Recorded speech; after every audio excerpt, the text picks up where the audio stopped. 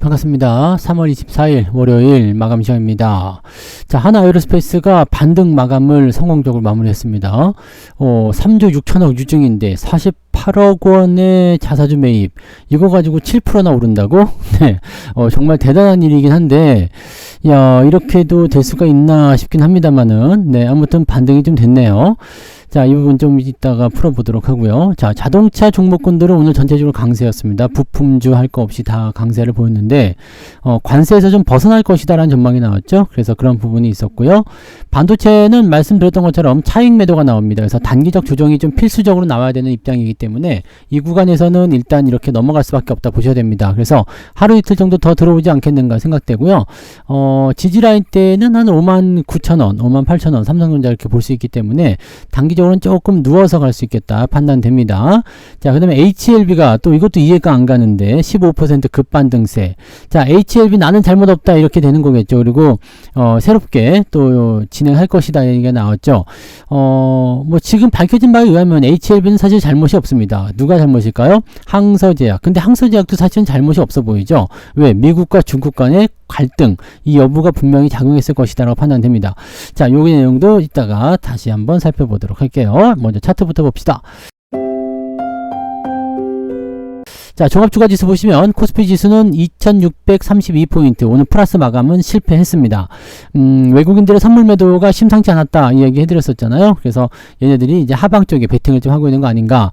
자, 삼성전자가 내려가게 되면 지수도 내려간다. 이 부분, 이 공식만 그냥 생각하시면 됩니다. 다행히 그래도 자동차가 올라와 주면서 오늘 계좌는 그래도 플러스 나간 상황이지만 조금 씁쓸하다 이렇게 볼 수는 있을 것 같아 보입니다.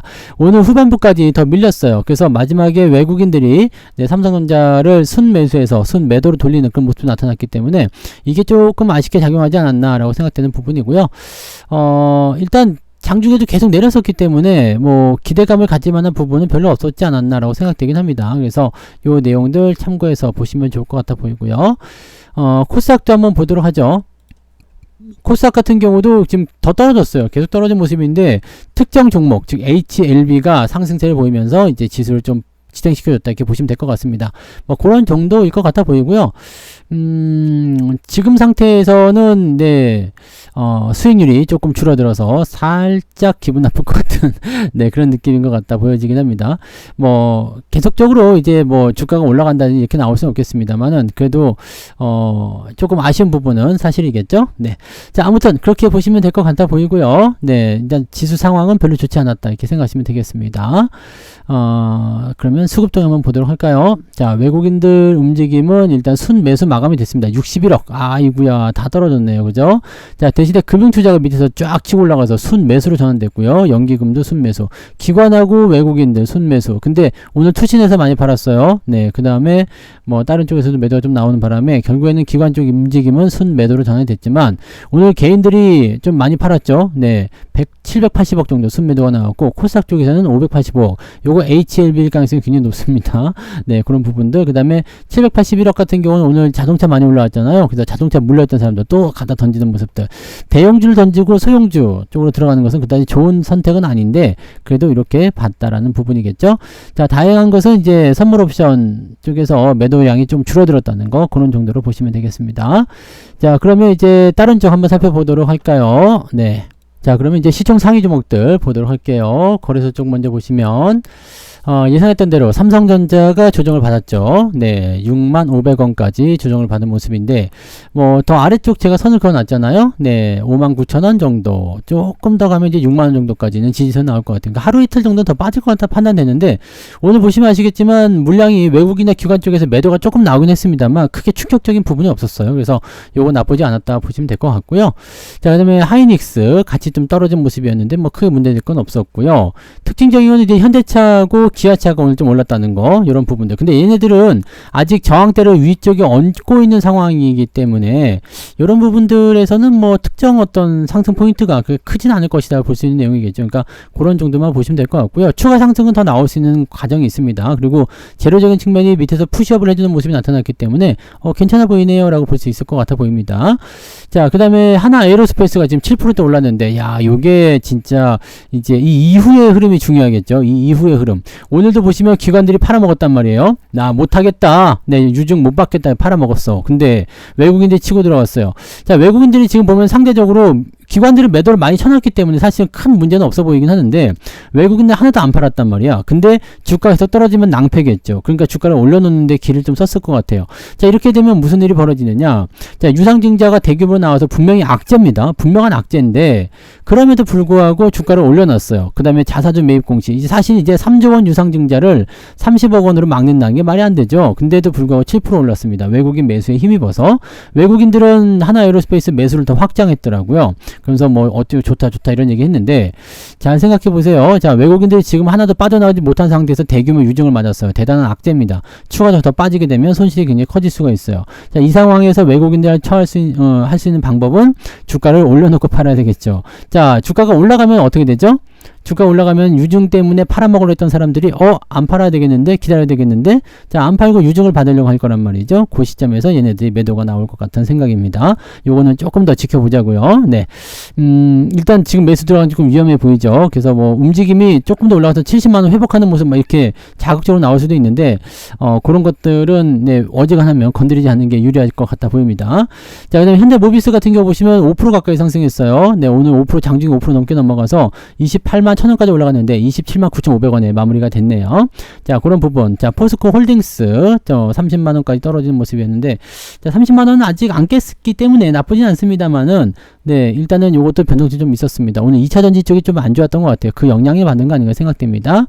자, 그리고 나머지는 뭐 그냥 그랬습니다. 하나오션도 뭐 그냥 뭐 보합이었고요. 네, 카카오 좀 떨어지는 거, 고려아연, 뭐 조선주 조금 빠지는 거 이런 정도였는데 그 외에는 뭐 특별한 부분이 없었죠. 그리고 방산주 쪽에서 이제 반등이 좀 있었어요. 이것도 영향이 좀 있지 않나 생각합니다.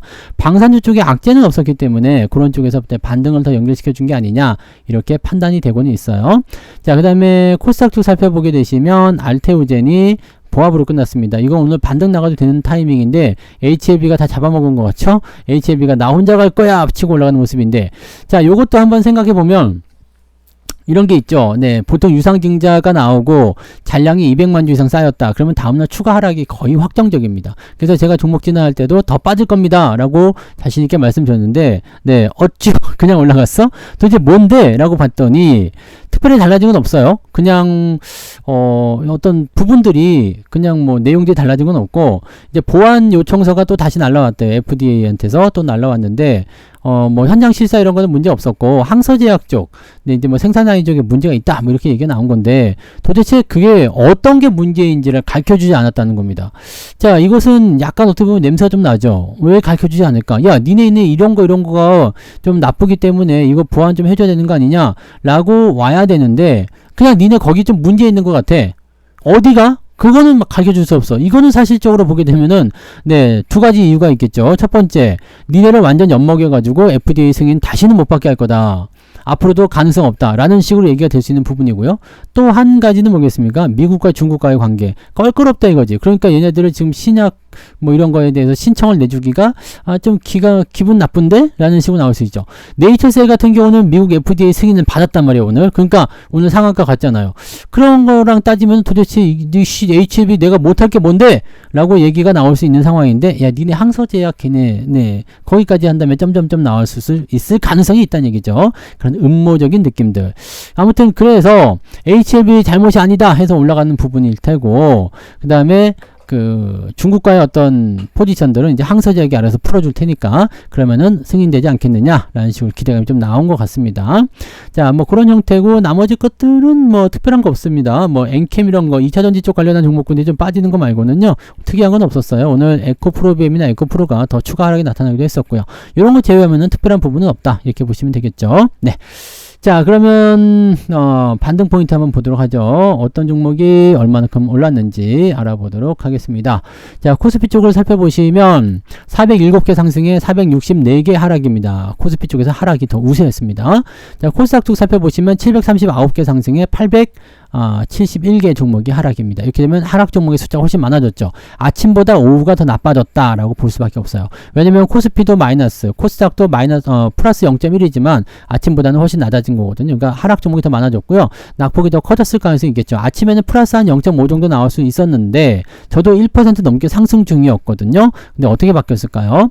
자, 상승률은 YOM, STX, 그린로지스, 네이처세 이런 것들은 상한가 마감됐고요. 휴니드, 네, 뭐 보잉사의 그런 호재성이 있었다면서요. 그런 부분으로는 상승한 모습이 좀 있었다. 네, 이거는 시몬스님이 알려주셨어요. 네, 그 다음에 HLB 제약 이런 것들, 오, 많이 올랐어. 그죠? HLB. 네. 나의 잘못이 아니야. 네. 그런 형태의 느낌이었다 보시면 되고, 평화홀딩스도 오늘 반등이 좀 있었네요. 자, 그래서 35개, 네, 생각보다는 많은 것 같아 보입니다. 코롱 모빌리티 그룹도 오늘 상승세 보여줬고, 이거 오랜만에 올라가는 것 같은데, 그죠? 자, 아무튼 35개 종목 상승세 보여줬고요. 상승 포인트는 2.35, 아침하고 비슷합니다. 아침에도 2.3이었죠?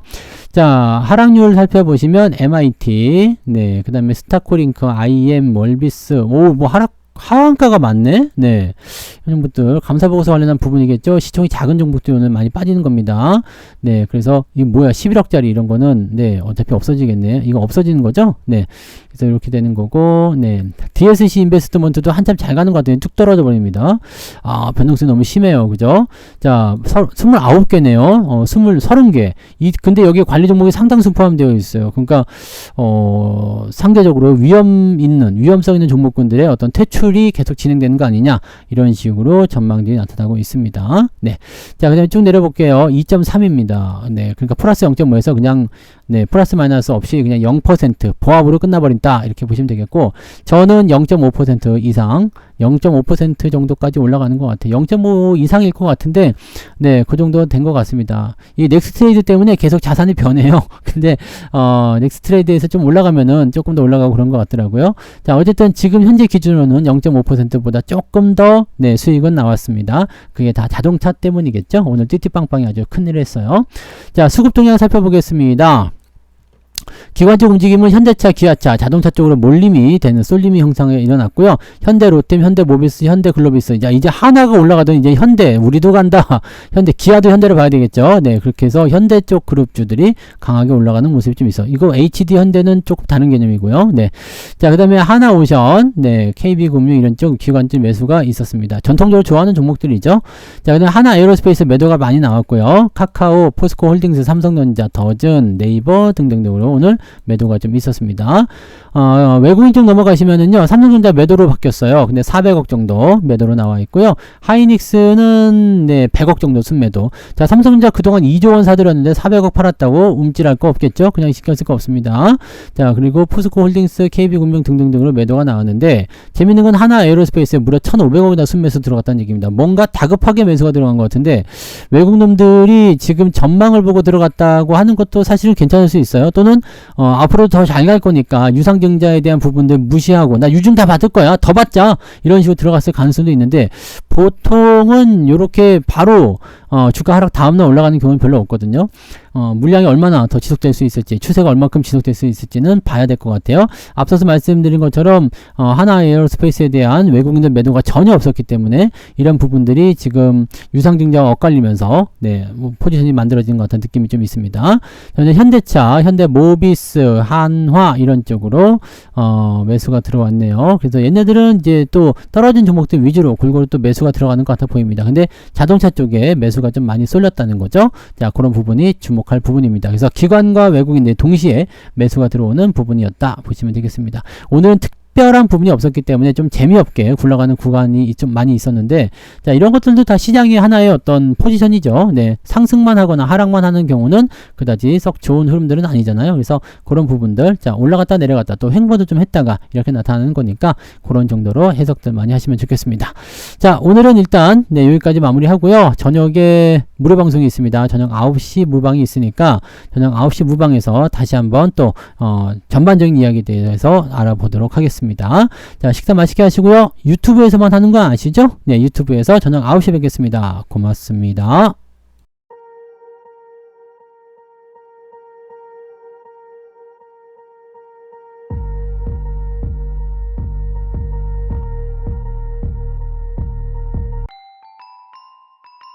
본 방송에서 제공되는 모든 정보는 투자 판단의 참고 자료이며 투자의 최종 책임은 본 방송을 이용하는 본인에게 있습니다.